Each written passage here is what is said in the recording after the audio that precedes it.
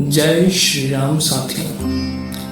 आज हम जानेंगे बाबा नीम करोली का जीवन परिचय और उनके कई चमत्कार जिसके कारण लोग उन्हें हनुमान जी के महान भक्त और कुछ उन्हें साक्षात हनुमान जी का अवतार भी मानते हैं। अगर आप इस चैनल पर नए हैं तो चैनल को सब्सक्राइब करें और वीडियो को लाइक ज़रूर करें ताकि हम आपके लिए इसी प्रकार भारतीय संस्कृति और संतों से जुड़े वीडियोस लाते रहें।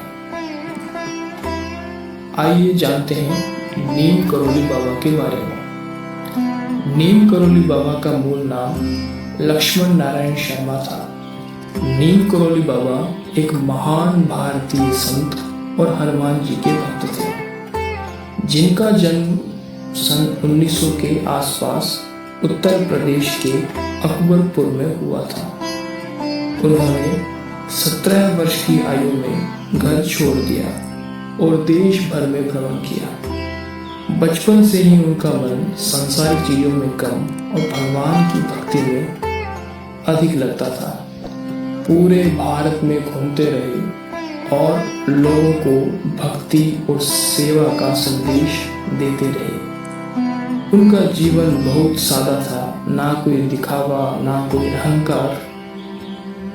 आइए जानते हैं उनके माता पिता के बारे में। उनकी माता का नाम कौशल्या देवी शर्मा और पिता का नाम दुर्गादास शर्मा था।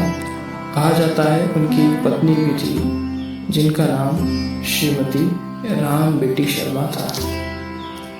उनकी शिक्षा बहुत सादी और सरल थी। उन्होंने गूढ़ संस्कृत के श्लोकों की रचना करने के स्थान पर जन सामान्य से जुड़ने के लिए साधारण शब्दों का प्रयोग किया। उनकी मूल शिक्षा थी कि सबसे प्रेम करो, सबकी सेवा करो और भगवान को निरंतर याद करते रहो। वे कहते थे, सच्चा धर्म यही है कि हम बिना स्वार्थ के दूसरों की मदद करते रहें। बाबा के भक्त केवल भारत में ही नहीं बल्कि विश्व भर में हैं। उनसे कई बड़े लोग भी प्रभावित हुए, जिसमें मुख्य नाम स्टीव जॉब्स और मार्क जुकरबर्ग का है। और इनके अतिरिक्त भी अनेक विदेशी इनसे प्रभावित हुए और कैंची धाम में उन्होंने उनकी ऊर्जा को महसूस किया। उन्होंने कई जगहों पर आश्रम स्थापित किए।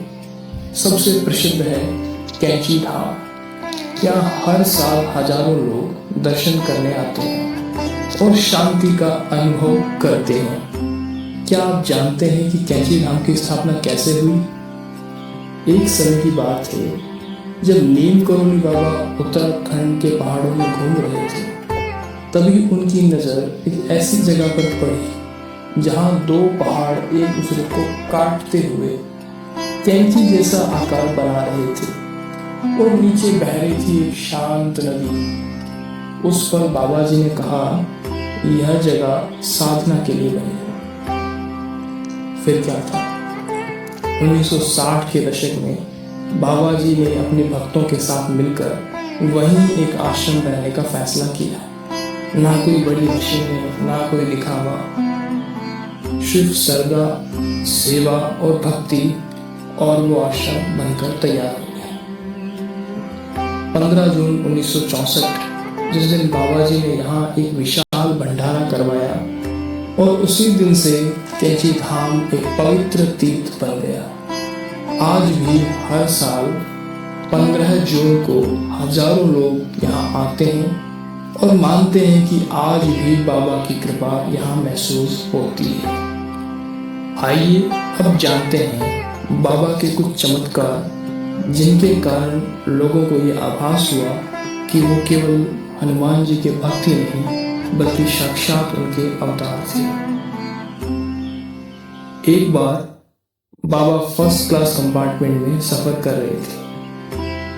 जब टिकट चेकर आया तो बाबा के पास टिकट नहीं था।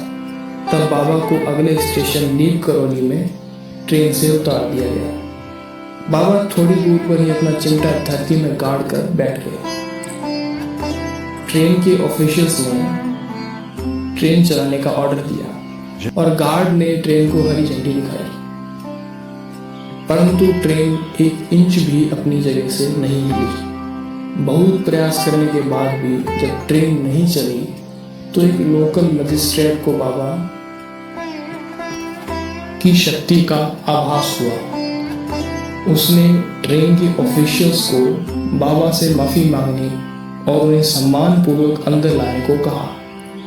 ट्रेन में सवार अन्य लोगों ने भी मजिस्ट्रेट का समर्थन किया। ऑफिशियल्स ने बाबा से माफी मांगी और उन्हें ससम्मान ट्रेन में बैठाया। बाबा के ट्रेन में बैठते ही ट्रेन चल पड़ी और तभी से बाबा का नाम नीम करोली पड़ गया। एक बार बाबा के भंडारे में घी खत्म हो गया तो भक्तों ने बाबा से कहा कि घी खत्म हो गया है, अब क्या करें। तो बाबा ने कहा कि पास वाली नदी से पानी भर के ले आए। भक्तों को कुछ समझ नहीं आया, पर बाबा का सम्मान उनके मन में इतना अधिक था कि उन्होंने कोई प्रश्न नहीं किया और पास की नदी से जल भरकर ले आए। तब बाबा ने उन्हें कहा कि घी की जगह पकवानों में इस पानी को डाल दो। लोगों ने वही किया और चमत्कार हुआ, वो पानी घी में बदल गया। एक बार एक विदेशी अनुयायी अपने पति को लेकर नीम करोली बाबा के पास पहुंची। उस विदेशी महिला का पति बाबाओं को नहीं मानता और न ही उनका धर्म में विश्वास था, परंतु पत्नी के कहने पर वे यहाँ आया था। वह व्यक्ति आश्रम में नीम करोली बाबा को देखकर सोचने लगा कि इस साधारण व्यक्ति के पीछे मेरी पत्नी पागल है। फिर वह वहां से उठकर चला गया। रात में वह नदी किनारे खड़ा अपने पत्नी के और भविष्य के बारे में सोचने लगा। दूसरे दिन सुबह वह पुनः अपने देश से जाने से पूर्व औपचारिकतावश पत्नी के कहने पर नीम करोली बाबा के दर्शन के लिए आया। वहां बाबा ने उसे बुलाकर पूछा कि तुम यहाँ आकर क्या सोच रहे थे और तुम नदी के किनारे खड़े हुए क्या सोच रहे थे। तो उस व्यक्ति को आश्चर्य हुआ। उसने पूछा कि आप इस बारे में क्या जानते हैं। तब बाबा ने वह सब बता दिया जो कि वो पिछली रात को सोच रहा था। यह सुनकर उसे बाबा पर विश्वास हो गया और वो भी अपनी पत्नी की तरह बाबा का परम भक्त बन गया। ये अब जानते हैं लोग बाबा के मंदिर में कंबल क्यों भेंट करते हैं। रिचर्ड एल्बर्ट ने 1979 में नीम करोली बाबा के चमत्कारों पर मिरेकल ऑफ लव नाम की एक किताब लिखी। इसी में बुलेट प्रूफ कंबल नाम से एक घटना का जिक्र है। बाबा हमेशा एक कंबल ही ओढ़ा करते थे। आज भी लोग जब उस मंदिर जाते हैं तो कंबल भेंट करते हैं। इसी कंबल की एक कहानी है। बाबा के कई भक्त थे, उनमें से ही एक बुजुर्ग दंपति थे जो फतेहगढ़ में रहते थे। ये घटना 1943 की है। एक दिन अचानक बाबा उनके घर पहुंच गए और कहने लगे कि वे रात को यहीं रुकेंगे। दोनों दंपति को अपार खुशी तो हुई, लेकिन उन्हें इस बात का दुख भी था कि घर में महाराज की सेवा करने के लिए कुछ भी नहीं था। हालांकि जो भी था उन्होंने बाबा के सामने प्रस्तुत कर दिया। बाबा वे खाकर एक चारपाई पर लेट गए और कंबल ओढ़कर सो गए। दोनों बुजुर्ग दंपति भी सो गए, लेकिन क्या नींद आती। महाराज जी कंबल ओढ़कर रात भर कराहते रहे। ऐसे में उन्हें नींद कैसे आती। वे वहीं बैठे रहे उनकी चारपाई के पास। पता नहीं महाराज को क्या हो गया है, जैसे वो ऐसे चिल्ला रहे हैं जैसे उन्हें कोई मार रहा हो। जैसे तैसे कराहते कराहते सुबह हुई। सुबह बाबा उठे और चादर को लपेट कर बुजुर्ग दंपति को देते हुए कहा, इसे गंगा में प्रवाहित कर देना, इसे खोल कर देखना नहीं, अन्यथा फंस जाओगे। दोनों दंपति ने बाबा की आज्ञा का पालन किया। जाते हुए बाबा ने कहा कि चिंता मत करना, महीने भर में आपका बेटा वापस लौट आएगा। जब वे चादर लेकर नदी की ओर जा रहे थे तो उन्होंने महसूस किया कि इसमें लोहे का कुछ सामान रखा हुआ है, लेकिन बाबा ने तो खाली चादर ही हमारे सामने लपेट कर हमें दी थी। खैर हमें क्या, हमें तो बाबा की आज्ञा का पालन करना है। उन्होंने वे चादर वैसी थी वैसे नदी में प्रवाहित कर दी। लगभग 1 माह के बाद बुजुर्ग दंपति का इकलौता पुत्र बर्मा फ्रंट से लौट आया। वह ब्रिटिश फौज में सैनिक था और दूसरे विश्व युद्ध में वह बर्मा फ्रंट पर तैनात था। उसे देखकर दोनों बुजुर्ग दंपति को खुशी हुई और उन्होंने उसके स्वास्थ्य के बारे में पूछा। तब उसने कुछ एक ऐसी घटना बताई जो उनके लिए अविश्वसनीय थी। उसने बताया कि करीब महीने भर पहले एक दिन वह दुश्मन फौजों के साथ गिर गया। रात भर गोलीबारी हुई, उसके सारे साथी मारे गए, लेकिन वह अकेला बच गया। मैं कैसे बच गया मुझे कुछ नहीं पता। वह उस गोलीबारी में भी एक भी गोली मुझे नहीं लगी। रात भर वह जापानी दुश्मनों के बीच जिंदा बचा रहा। भोर में जब वह जागा तो एक ब्रिटिश टुकड़ी आई और उसे वहां से सुरक्षित ले गई।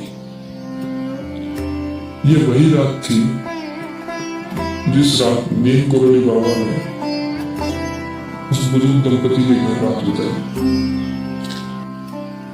नीम करोली बाबा सिखाते हैं कि असली चमत्कार बाहर नहीं हमारे अंदर होता है। नीम करोली बाबा मुख्य रूप से हनुमान जी के परम भक्त थे, इसलिए उनके मंत्र और शिक्षाएं राम और हनुमान जी को ही समर्पित हैं।